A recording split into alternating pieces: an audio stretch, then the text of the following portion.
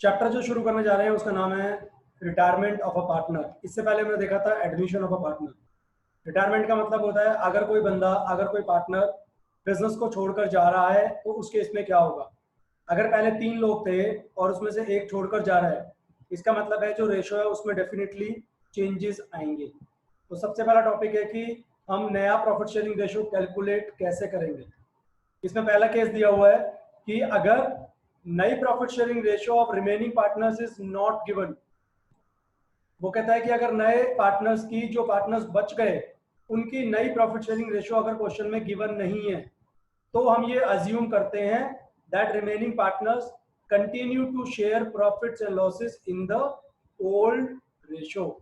यानी कि उस केस में वो ओल्ड रेशियो में ही अपना शेयरिंग कंटिन्यू रखेंगे। कैसे करते हैं इसको समझ लेते हैं, बहुत आसान है। एक्स वाई जेड 3 पार्टनर है, रेशो दे रखी है 3:2:1। Calculate new ratios when. पहला केस वो कहता है अगर हम माने कि एक्स रिटायर हुआ है तो बड़ा आसान है, कुछ नहीं करना आपको। एक्स की रेशो कितनी थी, 3 वाला जो था वो एक्स का था ना, उसे हटा दो, बाकी बच गया 2:1। ये हो गए वाई और जेड की रेशो। तो when X retires new ratio becomes between Y and Z 2:1। बिल्कुल इजी। उसके बाद अगर हम अज्यूम करें वाई रिटायर हुआ तो एक्स और जेड की कितनी बची, 3 और 1, तो वो नई रेशो हो गई 3:1। ऐसे ही अगर जेड को रिटायर करते हैं तो एक को हटा दो, जेड वाला हटा दो, बाकी बच गया 3:2। ये एक्स और वाई की नई रेशो हो गई।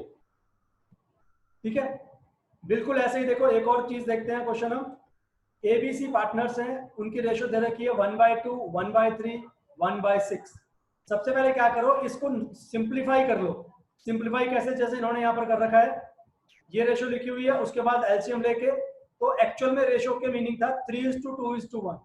अब वो कहता है बी रिटायर हुआ तो क्या करना है, ये जो 2 है बीच में इसे हटा दो, क्या बचा 3:1। ये मेरी नई रेशो आ गई। एडमिशन में तो नई रेशो के बहुत सारे केसेस हुआ करते थे, बट यहाँ पर रिटायरमेंट के अंदर ये बहुत ज्यादा आसान है कैलकुलेट करना, किसी भी तरह की दिक्कत नहीं आएगी आपको।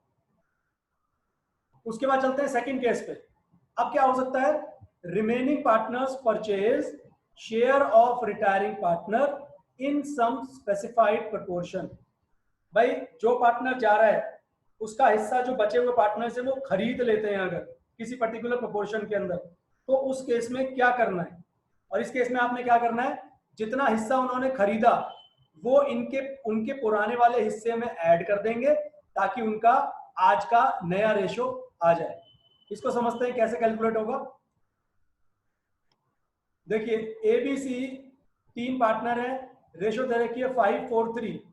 B retired and his share was divided equally between A and C. Calculate new profit sharing ratio. तो सबसे पहले देखते हैं बी का जो शेयर कितना है। बी का शेयर है इसमें 5 और 4 3 9 और 3 12, यानी कि 4/12। 4/12 बी का शेयर है। तो क्वेश्चन क्या कहता है, बी के शेयर का आधा आधा ए और सी ने ले लिया, तो 4/12 का मैं हाफ करूं यानी कि 1/2 से मल्टीप्लाई करूं, तो ए को कितना मिलेगा 4/12 इंटू 1/2, ए को मिलेगा 2/12। तो ए का नया हिस्सा कितना आ जाएगा, ए का पुराना कितना है हमारे पास 5/12। 5/12 उसका पुराना शेयर था और यहाँ पर उसको बी के हिस्से में से 2/12 और मिल गया, तो ए का जो नया शेयर बन गया वो बन गया 7/12। ऐसे ही सी को भी बी के हिस्से में से आधा मिलेगा, तो सी को भी सेम मिलेगा 2/12।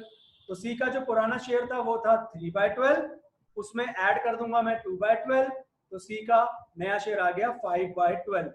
अब 7/12 ए की नई रेशो, सी का 5/12, इन दोनों को ऐसे लिख दीजिए, new ratio is equal to 7:5। ये हो गया। तो ये वो केस था जब बचे हुए पार्टनर्स रिटायरिंग पार्टनर का हिस्सा किसी पर्टिकुलर रेशो में खरीदते हैं। इसी का एक और एग्जांपल समझते हैं। एबीसी 3 पार्टनर्स हैं और उनकी रेशो दे रखी है 5:4:3। सी रिटायर होता है, his share was taken up by A and be in the ratio of 3:2।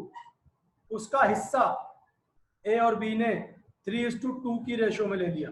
देखो जो पिछला वाला भी क्वेश्चन किया था उसमें जो रेशो थी ना वो इक्वल थी 1:1, तो 1:1 में बांटा था। यहाँ पर सिर्फ इतना फर्क है, अब जो रेशो दे रखी है वो दे रखी है 3:2। तो क्या करेंगे, पहले सी का शेयर देखते हैं। सी का शेयर कितना होगा, 3/12। ए को कितना मिल रहा है, ए और बी ने 3:2 में लिया ना इस हिस्से को, तो ए को कितना मिलेगा 3/5 इंटू 3/12। तो ए को मिला 9/60। तो ए का नया शेयर कितना हो गया, पुराना था उसका 5/12, उसमें 9/60 जोड़ दीजिए, तो ए का नया हिस्सा आया 34/60। ऐसे ही बी को कितना मिलेगा, सी का जो शेयर है 3/12 उसका बी को मिलेगा 2/5। तो बी विल गेन 2/5 इंटू 3/12, ये आया 6/60। तो बी का नया शेयर कितना हुआ, पुराना शेयर था उसका 4/12, उसमें जोड़ दीजिए 6/60, तो आ गया 26/60। तो अब ए और बी की नई रेशो निकाल लो। ए की नई रेशो आ रही थी 34/60, बी की 26/60, तो आ गया A/B 17:13। तो ये वाला केस हो गया जिसमें किसी पर्टिकुलर रेशो में शेयर को खरीदा जाता है। अब देखिए एक और केस समझाता हूं आपको। पी क्यू आर 3 पार्टनर्स हैं, रेशो दे रखी है 5:3:2। आर रिटायर हो गया और his share is entirely taken by P. उसका सारा की सारा हिस्सा पी ने लिया है, सिर्फ यहां पर सिर्फ एक ही पार्टनर ने हिस्सा लिया है। नई रेशो निकालनी है पी और क्यू की। देखिए पी का जो शेयर है वो कितना है, 5 और 3 8 और 2 10, 5/10। 5/10 share taken by P from R. Sorry, R retire हुआ था तो आर का शेयर था 2/10। तो ये पूरा की पूरा हिस्सा। सर आवाज क्लियर नहीं आ रही है।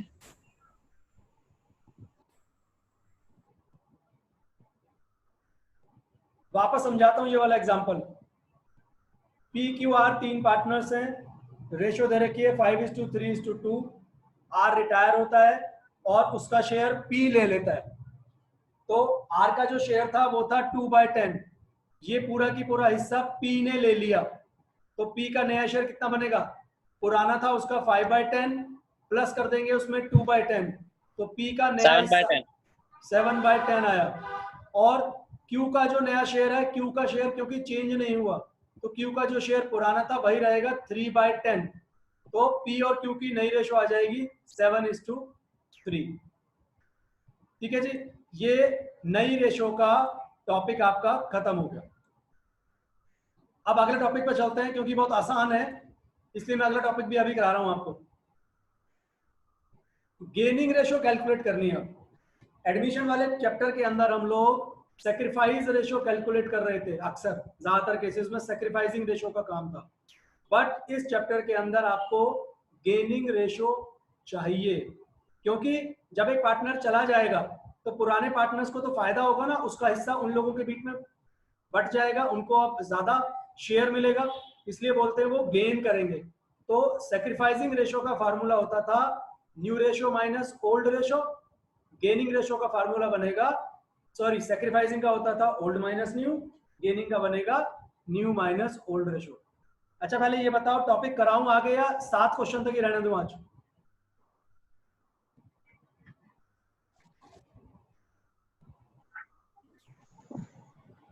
सर बस यही वाला समझा दो, गेनिंग वाला समझा दो। ठीक है, चलिए क्वेश्चन देखते हैं। शर्मा, वर्मा एंड नीतू ये 3 पार्टनर हैं, ये रेशो है 1/4, 1/8, 10/16। Calculate new profit sharing ratio between continuing partners if Sharma retire, Verma retire, Neetu retires, and also find out gaining ratio in each situation. सबसे पहले तो ये जो वैल्यूज रखी थी ओल्ड रेशो की, इसको एक सिंपल रेशो में कन्वर्ट कर लो जो सभी को आता होगा। तो रेशो आ गई मेरी 2:1:5। अब नई रेशो क्वेश्चन में गिवन नहीं है। देखिए अब ये केस समझ लीजिए, since new profit sharing ratio of remaining partner is not given in the question. Remaining जो पार्टनर्स हैं उनकी नई प्रॉफिट शेयरिंग रेशो क्वेश्चन के अंदर गिवन नहीं थी, इसीलिए ये अज्यूम किया जाता है। ये केस ध्यान रखिएगा, इस केस में हमेशा जो गेनिंग रेशो आएगी वो ओल्ड रेशो ही आएगी। अब समझ लेते हैं कैसे इसको। देखिए, शर्मा रिटायर हुआ, शर्मा कौन सा था, पहला पार्टनर था, यानी कि ये 2 नंबर, 2 जिसका रेशियो था, ये हट गया, तो गेनिंग रेशियो कितनी रह गई, 1:5। अब पता है यही नई रेशियो भी है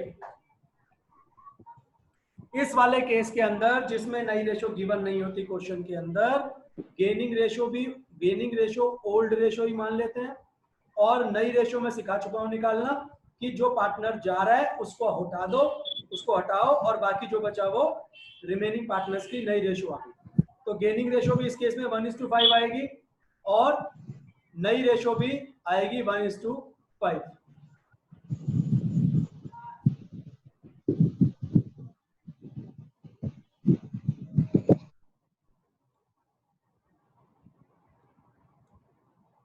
उसके बाद चलते हैं आगे। अगर वर्मा रिटायर होता है, वर्मा है ये सेकंड नंबर का, यानी कि अगर मैं 1 हटा दूं यहां से तो 2:5 बचेगा, तो 2:5 ही मेरा गेनिंग रेशियो होगा, और 2:5 ही मेरा न्यू रेशियो होगा। ऐसे ही अगर नीतू रिटायर होता है तो सेम प्रोसेस से आप उसकी भी गेनिंग रेशियो निकाल सकते हो, नई रेशियो भी निकल जाएगी। एक और एग्जांपल समझ लेते हैं। एबीसी 3 पार्टनर है, रेशियो है 4:3:2। बी रिटायर हुआ, ए और सी ने डिसाइड करा कि हम फ्यूचर में 5:4 में अपनी प्रॉफिट शेयरिंग रेशियो को, प्रॉफिट शेयर को डिवाइड करेंगे, यानी कि 5:4 नई रेशियो है मेरे पास। और अब वो कह रहा है कैलकुलेट गेनिंग रेशियो, तो बहुत आसान है, गेनिंग रेशियो का फार्मूला लगा देते हैं, new ratio minus old ratio. ये देखो, gaining ratio is equal to new ratio minus old ratio. A की न्यू रेशियो आ रही है 5/9, माइनस कर दिया उसका ओल्ड रेशियो, 1/9 आ गया। ऐसे सी में कर दो, new ratio minus old ratio, उसका आ गया गेन 2/9, तो 1/9 इज टू 2/9, गेनिंग रेशियो आ गई मेरी 1:2। एक और देखते हैं, देखिए ये वाला, Madhu, Surabhi and Nikhil are partners without any partnership deed. ध्यान रखिएगा, जब पार्टनरशिप डीड नहीं होती है तो रेशियो को इक्वल माना जाता है। इसका मतलब है इस केस में जो ओल्ड रेशियो होगी वो मेरी इक्वल होगी 1:1:1। अब इसमें से मधु रिटायर हो रहा है, calculate future ratio of continuing partners if they agree to acquire her share in the ratio of 5:3। अगर वो एग्री करते हैं कि जो पार्टनर जा रहा है उसका हिस्सा हम 5:3 में खरीद लेंगे, यानी कि इस प्रोपोर्शन में बांट लेंगे। तो सबसे पहले कैलकुलेशन क्या करेंगे, देखिए, Madhu share is taken by Surabhi and Nikhil in the ratio of 5:3। तो मधु का जो शेयर है वो कितना है, 1/3 है, क्योंकि ओल्ड रेशियो 1:1:1 है। तो सुरभि ने क्या करा, 1/3 का 5/8 ले लिया, तो मल्टीप्लाई कर देंगे, तो सुरभि को कितना मिला, 5/24। तो सुरभि का नया हिस्सा कितना हो गया, पुराना जो हिस्सा था सुरभि का भी 1/3 था, और इसमें मैं 5/24 ऐड कर दूंगा, तो सुरभि का नया शेयर आ जाएगा 13/24। ऐसे ही मधु के शेयर में से 3/8 था जो, सॉरी 1/3 था जो, उसका 3/8 मिलेगा निखिल को। तो निखिल का गेन कितना हुआ, 3/8 इंटू 1/3 इज इक्वल टू 3/24। तो ये निखिल को मिल गया। तो अब निखिल का नया हिस्सा कितना बन गया, पुराना उसका भी 1/3 था, उसमें 3/24 ऐड कर देंगे तो बन गया 11/24। तो जो बचे हुए पार्टनर्स हैं सुरभि एंड निखिल, उन दोनों के बीच में जो नई रेशो बन गई वो बन गई 13:11। एक चीज तो ये आ गई। अब क्वेश्चन ने हमसे बोला है गेनिंग रेशियो भी निकालो। देखिए क्वेश्चन की लाइन में गेनिंग रेशियो की बनती, क्या लिखा हुआ था, continuing partners agree to acquire her share in the ratio of 5:3, यानी कि उन्हें गेन हो रहा है 5:3 की रेशियो में, तो गेनिंग रेशियो 5:3 ही यहाँ पर कहलाएगी। तो एज इट इज क्वेश्चन के अंदर जो गिवन था वो मैंने गेनिंग रेशियो निकाल लिया। अगर आप करके भी देखना चाहोगे ना, new ratio minus old ratio करोगे तो भी 5:3 ही आएगी, बट इस केस में करके दिखाने की कोई जरूरत नहीं है।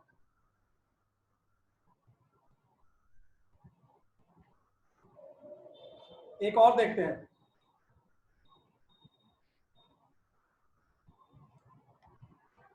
अच्छा इसी के अंदर एक ये केस भी गिवन था कि 5:3 की जगह अगर वो इक्वली एक्वायर करते तो कोई प्रॉब्लम नहीं है।